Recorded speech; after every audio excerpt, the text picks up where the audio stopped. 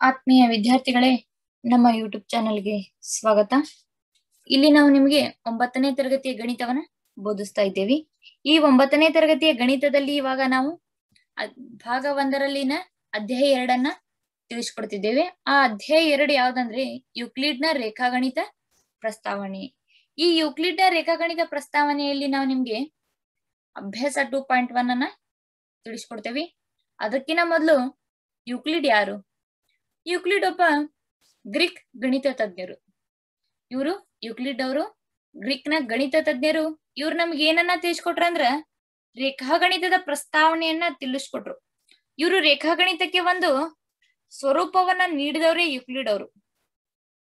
ಅದು ಆ ರೇಖಾಗಣಿತದಲ್ಲಿ ಬಿಂದು ಆಗಿರ್ಬೋದು, ಸಮತಲ ಆಗಿರ್ಬೋದು, ಇವುಗಳ ಸಮತಲ ಮೀನ್ಸ್ ಮೇಲ್ಮೈ.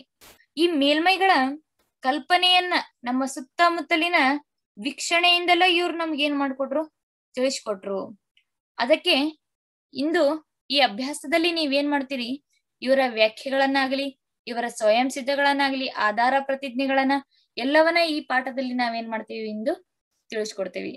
ಹಾಗಾದ್ರೆ ಮೊದಲಿಗಿಲೆ ಯೂಕ್ಲಿಡ್ನ ವ್ಯಾಖ್ಯೆಗಳು. ಯೂಕ್ಲಿಡ್ನ ವ್ಯಾಖ್ಯೆಗಳು ಮೊದಲನೇದ್ ಯಾವ್ದಂದ್ರೆ, ಒಂದು ಬಿಂದುವಿಗೆ ಯಾವುದೇ ಭಾಗವಿಲ್ಲ. ಇವಾಗ ಒಂದು ಚೌಕವನ್ನ ತಗೊಂಡ್ರೆ ಉದ್ದ, ಅಗಲ, ಎತ್ತರ ಅಂತ ಗುರ್ತಿಸ್ತೀರಿ, ಹೌದಾ? ಉದ್ದ ಮತ್ತು ಅಗಲ ಅಂತ ಗುರ್ತಿಸ್ತೇವೆ. ಒಂದು ಚೌಕಕ್ಕೆ ಇರುವಂತ ಆಯಾಮಗಳು 2, ಉದ್ದ ಮತ್ತು ಅಗಲ, ಅವುಗಳನ್ನ ಗುರ್ತಿಸ್ತೇವೆ.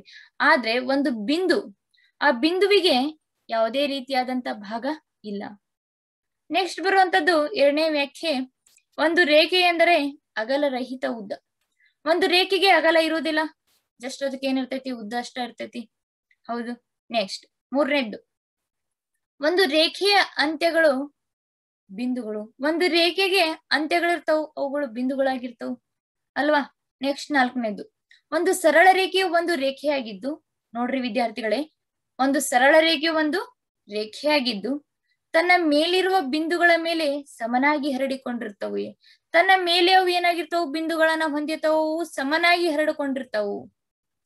ತಿಳಿತಲ್ವಾ? ನೆಕ್ಸ್ಟ್ 5ನೇದ್ದು, ಒಂದು ಮೇಲ್ಮೈ ಎಂದರೆ ಅದು ಮೇಲ್ಮೈ ಮೀನ್ಸ್ ಸಮತಲ. ಆ ಸಮತಲಕ್ಕೆ ಉದ್ದ ಮತ್ತು ಅಗಲಗಳು ಮಾತ್ರ ಇರ್ತಾವು ಅಂತ ಯೂಕ್ಲಿಡ್ ಅವರು ಹೇಳ್ಯಾರ. ನೆಕ್ಸ್ಟ್ 6ನೇ ವಾಕ್ಯ, ಒಂದು ಮೇಲ್ಮೈಯ ಬದಿಗಳು ರೇಖೆಗಳಾಗಿರ್ತವೆ. ಹೌದು, ಒಂದು ಮೇಲ್ಮೈಯಲ್ಲಿರುವಂತ ಬದಿಗಳು ರೇಖೆಗಳಾಗಿರ್ತಾವ, ವಕ್ರವಾಗಿರ್ತಾವನ? ಇಲ್ಲ, ಒಂದು ರೇಖೆಯಾಗಿರ್ತಾವ ನಾರ್ಮಲ್ ಆಗಿ. ನೆಕ್ಸ್ಟ್ ಬರುವಂತದ್ದು 7ನೇ ವ್ಯಾಖ್ಯೆ, ಒಂದು ಸಮತಲದ ಮೇಲ್ಮೈಯು, ನೋಡ್ರಿ, ಒಂದು ಸಮತಲದ ಮೇಲ್ಮೈಯು ಒಂದು ಮೇಲ್ಮೈಯಾಗಿದ್ದು ತನ್ನ ಮೇಲಿರುವ ಸರಳ ರೇಖೆಗಳ ಮೇಲೆ ಸಮನಾಗಿ ಹರಡಿಕೊಂಡಿರುತ್ತ. ಇವು ತನ್ನ ಮೇಲಿರುವ ಸರಳ ರೇಖೆಗಳನ್ನ ಏನ್ ಮಾಡ್ತಾವು, ಸಮವಾಗಿ ಹರಡಿಕೊಂಡಿರ್ತಾವು ಅಂತ ಯೂಕ್ಲಿಡ್ ಅವರು ತಮ್ಮ 7ನೇ ವ್ಯಾಖ್ಯೆಯಲ್ಲಿ ತಿಳಿಸ್ಕೊಟ್ರ. ವಿಡಿಯೋನ ಪಾಸ್ ಮಾಡಿ ಈ ವ್ಯಾಖ್ಯೆಗಳನ್ನ ಏನ್ ಮಾಡ್ರಿ, ಬರ್ಕೋರಿ. ನೆಕ್ಸ್ಟ್ ಬರುವಂತದ್ದು ಸ್ವಯಂ ಸಿದ್ಧಗಳು. ಸ್ವಯಂ ಸಿದ್ಧಗಳಂದ್ರೆ ಏನು? ಸ್ವಯಂ ಸಿದ್ಧಗಳಂದ್ರೆ ನಿರ್ದಿಷ್ಟವಾಗಿ ಇದು ರೇಖಾಗಣಿತಕ್ಕೆ ಮಾತ್ರ ಸಂಬಂಧಿಸಿರುವುದಿಲ್ಲ, ಇದು ಗಣಿತದ ಎಲ್ಲಾ ಉಪಯೋಗಗಳಲ್ಲಿಯೂ ಊಹೆಗಳಾಗಿರ್ತವು. ಮತ್ತೆ ಇವು ಸಾಮಾನ್ಯ ಸತ್ಯ ಸಂಗತಿಗಳಾಗಿರ್ತವು. ಸಾಮಾನ್ಯ ಸತ್ಯ ಸಂಗತಿಗಳನ್ನ ನಾವು ಸ್ವಯಂ ಸಿದ್ಧಗಳಂತ ಕರಿತೀವಿ. ನೆಕ್ಸ್ಟ್ ಬರುವಂತದ್ದು ಆಧಾರ ಪ್ರತಿಜ್ಞೆ. ಇದು ಆಧಾರ ಪ್ರತಿಜ್ಞೆ ಏನಂದ್ರೆ ರೇಖಾಗಣಿತಕ್ಕೆ ಅಷ್ಟ ಸೀಮಿತವಾಗಿರ್ತವೆ.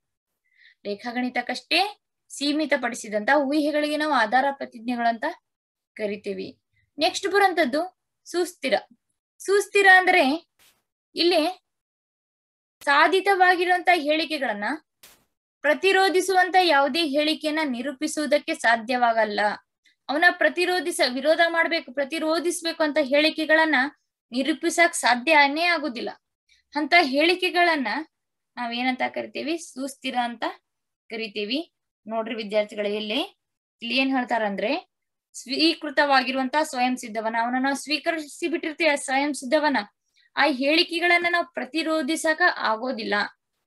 ಪ್ರತಿರೋಧಿಸಕ ಆದ್ರೂ ಕೂಡ ನಿಮ್ಗ ಅವನ ನಿರೂಪಿಸಕ್ ಆಗುದಿಲ್ಲ. ಅದ್ಯಾಕ ಅನ್ನುವಂತ ಒಂದು ಶಬ್ದ ಐತಲ್ಲ, ಅದನ್ನ ಅಂದ್ರೂ ಕೂಡ ಅದನ್ನ ನಿರೂಪಿಸ್ಬೇಕಲ್ಲ, ಅಲ್ಲೇ ನಿರೂಪಿಸಕ್ ಯಾವ ಸಾಧ್ಯ ಆಗುದಿಲ್ಲ. ಅವುಗಳನ್ನ ನಾವು ಸುಸ್ಥಿರ ಅಂತ ಕರಿತೀವಿ. ಇದ್ರ ಮೇಲೆ ನಿಮ್ಗೆ ಲೆಕ್ಕಗಳು ಬರ್ತಾವು. ಈ ಶಬ್ದವನ್ನ ನೀವು ಅಭ್ಯಾಸದಲ್ಲಿ ಏನ್ ಮಾಡ್ತೀರಿ, ಕೇಳ್ಪಡ್ತೀರಿ, ಸುಸ್ಥಿರ ಅನ್ನುವಂಥದ್ದು. ಅವಾಗ ನೀವು ಸುಸ್ಥಿರ ಅಂದ್ರೆ ಏನು ಅನ್ನೋದನ್ನ ತಿಳ್ಕೊಂಡ್ರೆ ಅಭ್ಯಾಸದಲ್ಲಿ ಏನಾಗುತ್ತ, ಸರಳ ಆಗುತ್ತ. ನೆಕ್ಸ್ಟ್ ಬರುವಂತದ್ದು ಯೂಕ್ಲಿಡ್ನ ಕೆಲವು ಸ್ವಯಂ ಸಿದ್ಧಗಳು.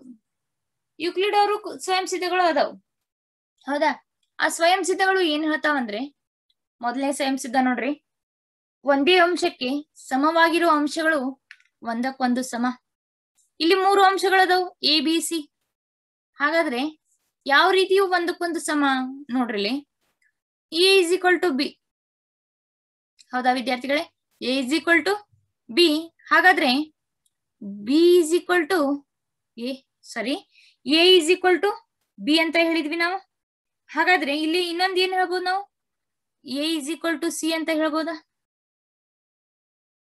A is equal to B ಅಂತ ಹೇಳಿದ್ವಿ, ನೆಕ್ಸ್ಟ್ ಏನ್ ಹೇಳಿದ್ವಿ, A is equal to C ಅಥವಾ C is equal to A ಅಂತ ಹೇಳಿದ್ವಿ. ಹಾಗಾದ್ರೆ ಇನ್ನೊಂದು ನೆಕ್ಸ್ಟ್ ಹೇಳಿಕೆನ ಏನ್ ಹೇಳ್ಬೋದು ನಾವು, B is equal to C ಅಂತ ಹೇಳ್ಬೋದಾ? ಏಕ ಬಿ ಸಮ, ಹೌದಾ? ನಿಮ್ ಬಾಚೆ ಒಳಗ ಹೇಳ್ತೇನೆ ನೋಡ್ರಿ, ಏಕ ಬಿ ಸಮ. ಹಂಗಂದ್ರ ಸಿ ಕೆ ಸಮ, ಏಕ ಬಿ ಸಮ ಏಕ ಸಿ ಸಮ, ಅಂದ್ರೆ ಬಿ ಸಿ ಸಮ, ಹೌದಾ ಇಲ್ಲ? ಹೌದು, ಸಮ.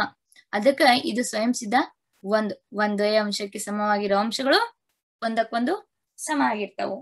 ನೆಕ್ಸ್ಟ್ ಎರಡನೇ ಸ್ವಯಂ ಸಿದ್ಧ ನೋಡ್ರಿ, ಸಮವಾಗಿರೋ ಅಂಶಗಳಿಗೆ ಸಮವಾಗಿರುವಂತ ಅಂಶಗಳನ್ನ ಕೂಡಿಸಿದಾಗ ಮೊತ್ತವು ಕೂಡ ಏನಾಗತ್ತ, ಸಮವಾಗಿ ಬರುತ್ತ.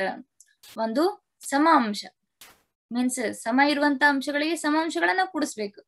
ಅವಾಗ ಇವಾಗ ಇಲ್ಲಿ ಒಂದು ಭಾಗ ಐತಿ, ಈ ಭಾಗದಾಗ ಈ ಭಾಗ ಏನಾಗೈತಿ, ಕಟ್ ಆಗೈತಿ. ಆ ಸಮ ಭಾಗವನ್ನ ನಾವು ಕೂಡಿಸಿದಾಗ ಇಲ್ಲಿನೂ ಕೂಡ ಸಮಭಾಗ, ಇಲ್ಲಿನೂ ಕೂಡ ಸಮಭಾಗ.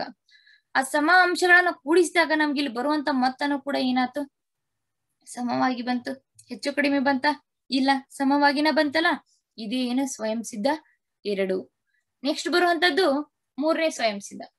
ಮೂರನೇ ಸ್ವಯಂ ಸಿದ್ಧ ಏನ್ ಹೇಳತ್ತಂದ್ರೆ, ಸಮಾನ ಅಂಶಗಳಿಗೆ ಸಮಾನ ಅಂಶಗಳನ್ನ ಕಳೆದಾಗ ಉಳಿದ ಭಾಗಗಳು ಕೂಡ ಏನಾಗಿರ್ತಾವ, ಸಮ ಆಗಿರ್ತಾವ. ಒಂದು ಸಮವಾದಂತ ಅಂಶ ಐತಿ, ಆ ಅಂಶದಾಗ ನೀವು ಒಂದು ಭಾಗವನ್ನ ತಕೊಂಡ್ಬಿಡ್ರಿ, ಇಲ್ಲೇ ತಕೊಂಡ್ವಿ, ಕಟ್ ಮಾಡ್ಕೊಂಡ್ವಿ. ಆ ಭಾಗವನ್ನ ತೆಗೆದಾಗ ನಮ್ ಉಳಿದಂತ ಭಾಗನೂ ಕೂಡ ಏನಾಗಿರ್ತೈತಿ, ಸಮ ಆಗಿರ್ತೈತಿಲ್ಲ, ಹೌದು. ನೆಕ್ಸ್ಟ್ 4ನೇ ಹೇಳಿಕೆ ಮೀನ್ಸ್ 4ನೇ ಸ್ವಯಂ ಸಿದ್ಧ ಏನೈತಿ, ಒಂದರಲ್ಲೊಂದು ಐಕ್ಯವಾಗುವ ಅಂಶಗಳು ಒಂದಕ್ಕೊಂದು ಸಮ, ಒಂದಕ್ಕೊಂದು ಐಕ್ಯ ಆಕಾವು, ಕೂಡ್ತಾವಪ್ಪ ಅಂದ್ರ ಅವು ಸಮವಾಗಿ ಇರ್ತಾವ. ಒಂದು ವೃತ್ತ ಇನ್ನೊಂದು ವೃತ್ತಕ್ಕೆ ಸಮ ಐತಿ. ಇವಾಗ ಉದಾಹರಣೆಗೆ ಇಲ್ಲೊಂದು ವೃತ್ತ ಐತಿ, ಇದೊಂದು ವೃತ್ತ ಐತಿ. ಈ ವೃತ್ತದ ಮೇಲೆ ಈ ವೃತ್ತವನ್ನ ಇಡ್ತೇವಂದ್ರ ಅವು ಎರಡು ಏನಾಗಿರ್ತಾವ, ಸಮವಾಗಿರ್ತಾವ. ತಿಳಿತಲ್ವಾ? ನೆಕ್ಸ್ಟ್ 5ನೇದು ನೋಡ್ರಿ, ಪೂರ್ಣವು ಅದರ ಭಾಗಕ್ಕಿಂತಲೂ ದೊಡ್ಡದು. ಈ ಸ್ವಯಂ ಸಿದ್ಧ ಮೇಲೆ ಒಂದ್ ಲೆಕ್ಕವನ್ನ ಕಲಿತೀರಿ, ಅವಾಗ ನಿಮ್ಗೆ ಕ್ಲಿಯರ್ ಆಗುತ್ತೆ. ಪೂರ್ಣವು ಅದರ ಭಾಗಕ್ಕಿಂತಲೂ ದೊಡ್ಡದು ಅನ್ನೋದನ್ನ ಅಷ್ಟೇ ಕೇಳಿಸ್ಕೊರಿ. ನೆಕ್ಸ್ಟ್ ಇದನ್ನ ಕ್ಲಿಯರ್ ಆಗಿ ಅಭ್ಯಾಸದಲ್ಲಿ ಕ್ಲಿಯರ್ ಆಗುತ್ತೆ. ನೆಕ್ಸ್ಟ್ 6ನೇದು ನೋಡ್ರಿ, ಒಂದೇ ಅಂಶಗಳ ದುಪ್ಪಟ್ಟು ಅಂಶಗಳು ಒಂದಕ್ಕೊಂದು ಸಮ. ಒಂದ್ ಅಂಶ ಇರ್ತೈತಿ, ಅದ್ರ ದುಪ್ಪಟ್ಟು ಅಂಶಗಳು ಒಂದಕ್ಕೊಂದು ಸಮ ಆಗಿರ್ತಾವ. ದುಪ್ಪಟ್ಟು ಅಂದ್ರೆ 2 ಪಟ್ಟು. 2 ಪಟ್ಟು ಒಂದ್ ಅಂಶದನ್ನ 2 ಪಟ್ಟು ಮಾಡ್ಬಿಡ್ತೇವೆ, ಅದು ಒಂದಕ್ಕೊಂದು ಏನಾಗಿರ್ತಾವ, ಸಮ ಆಗಿರ್ತಾವ. ನೆಕ್ಸ್ಟ್ 7ನೇ ಸ್ವಯಂ ಸಿದ್ಧ, ಒಂದೇ ಅಂಶಗಳ ಅರ್ಧದಷ್ಟಿರುವ ಅಂಶಗಳು. ನೋಡ್ರಿ ಮಕ್ಕಳೇ, ಒಂದೇ ಅಂಶಗಳ ಅರ್ಧದಷ್ಟಿರುವ ಅಂಶಗಳು ಒಂದಕ್ಕೊಂದು ಸಮ. ಈಗ ಒಂದ್ ವೃತ್ತ ಅಂತ ತಿಳ್ಕೊರಿ, ಒಂದ್ ರೊಟ್ಟಿ ಅಂತ ತಿಳ್ಕೊರಿ.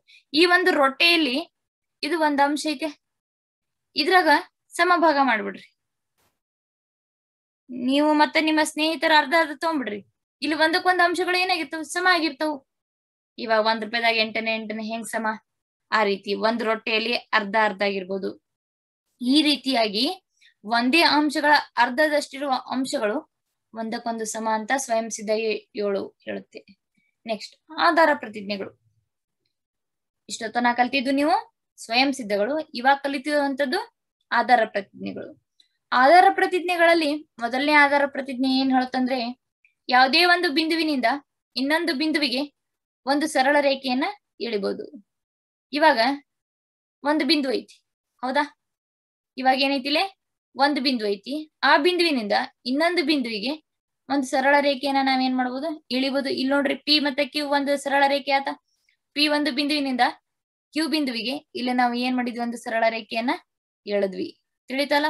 ನೆಕ್ಸ್ಟ್ ಆಧಾರ ಪ್ರತಿಜ್ಞೆ 2.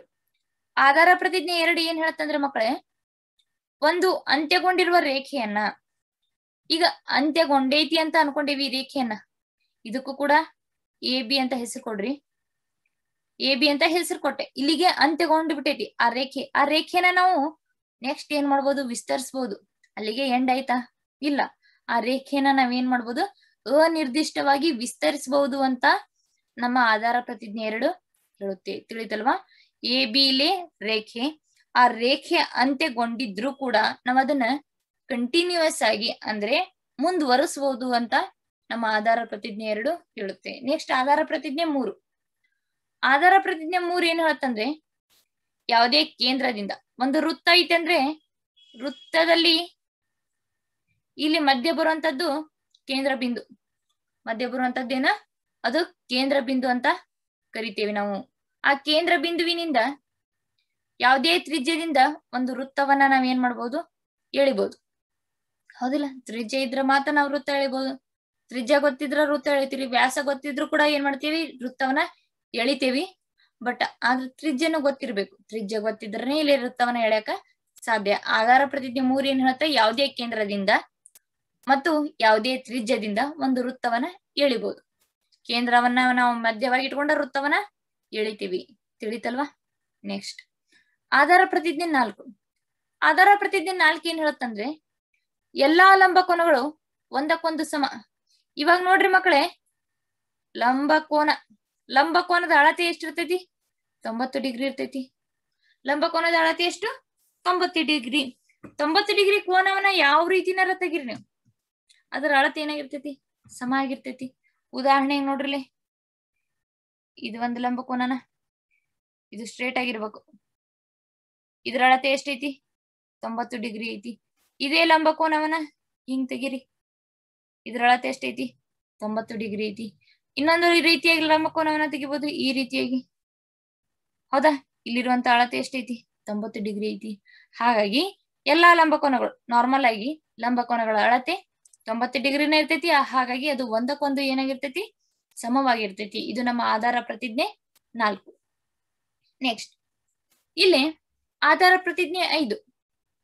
ಆಧಾರ ಪ್ರತಿಜ್ಞೆ 5 ಏನ್ ಹೇಳುತ್ತಂದ್ರೆ, ಎರಡು ಸರಳ ರೇಖೆಗಳನ್ನು ಇನ್ನೊಂದು ಸರಳ ರೇಖೆ ಛೇದಿಸಿದಾಗ ಮೊದಲಿಗೆ ಇಲ್ಲಿ ಎರಡು ಸರಳ ರೇಖೆಗಳಿರಬೇಕು.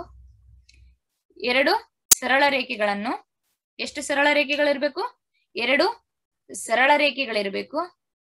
ಆ ಸರಳ ರೇಖೆಗಳನ್ನ ಇನ್ನೊಂದು ಸರಳ ರೇಖೆ ಛೇದಿಸಿದಾಗ, ಅಂದ್ರೆ ಈ ರೀತಿಯಾಗಿ ಇನ್ನೊಂದು ಸರಳ ರೇಖೆಯು ಛೇದಿಸಿದಾಗ, ಛೇದಿಸುವುದು ಗೊತ್ತಲ್ಲ, ಇನ್ನೊಂದು ಸರಳ ರೇಖೆಯನ್ನ ಛೇದಿಸಿದಾಗ ಒಂದೇ ಬದಿಯಲ್ಲಿರುವ ಅಂತರ್ಕೋನಗಳು ಒಟ್ಟಿಗೆ ತೆಗೆದುಕೊಂಡಾಗ ಎರಡು ಕೋನಗಳಿಗಿಂತ ಕಡಿಮೆ ಬಂದರೆ, ಎರಡು ಲಂಬ ಕೋನಗಳಿಗಿಂತ ಕಡಿಮೆ ಬಂದ್ರೆ, ಲಂಬ ಕೋನ ಅಂದ್ರೆ ಎಷ್ಟು?